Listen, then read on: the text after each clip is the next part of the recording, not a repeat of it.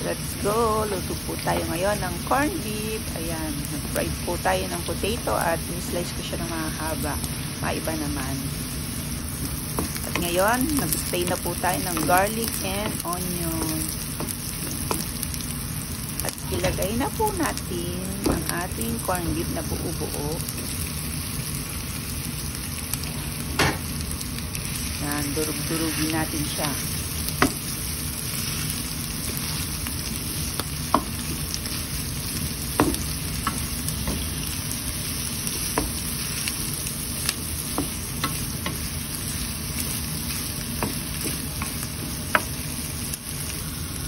After natin na siyang madurog, ilagay na po natin ang ating fried potato.